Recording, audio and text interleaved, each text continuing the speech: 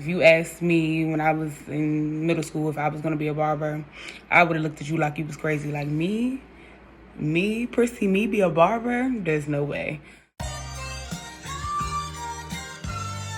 My name is Ana Portillo. It's Nikki Blends. It's Madison Paula, otherwise known as Madison the Great. Hello, my name is Ashley, the barber. I'm a 23-year-old barber.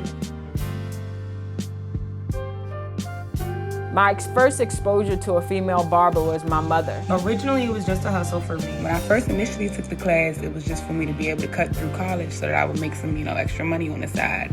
But even in college, I started to make a name for myself. I had a brand for myself, and it really became just everything to me. Just being able to interact with different people, seeing my growth, being able to track it. It is this opportunity to take this blank canvas and being able to bring it to life one fade at a time. By the time I really got to college, after going through the summer, the whole point of going was for me to own my own barbershop. Every artist knows that when you're working on a piece and you feel really good about it, it makes you feel good. And with barbering, you have the opportunity to make other people feel good too. And I saw the guys doing haircuts and design, so I'm like, that's so cool. I want to do that, It got really hard at a point. I did want to give up at one point because I would get rejected at least 4 times a day, at least. Because, they were like, oh, I don't really cut my hair with women, or no thanks. I only go to men barbers and stuff like that. Often hearing, you can cut good for a girl, or having the prompting question of, can she cut? It was an irritation for me. There was guys who didn't want me to cut their hair because I was a girl.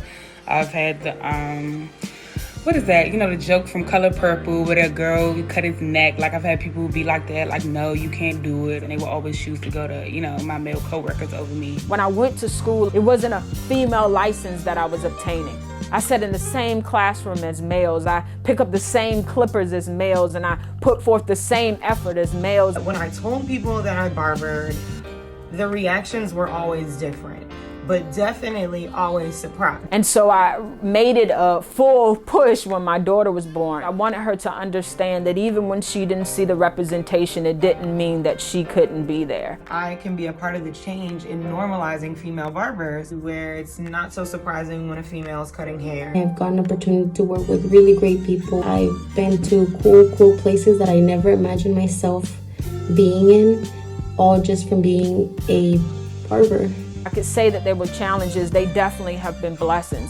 This pushed me to be the best version of myself as a barber and being okay with being different. It doesn't matter how much times people tell you can't do something, just push yourself forward. You can do it, just keep trying. I don't think I could do anything else other than barbering. I really love it. I could do a wonderful job just as much as a man could. And here I am, 5 years later, booked, great clientele. A lot of those people who rejected me are now my clients for years, and they've apologized many times. I didn't choose barbering. Barbering chose me. Barbering is life. It is my favorite thing in the world. I'm so happy that God chose this to be my purpose. I wouldn't trade it for the world.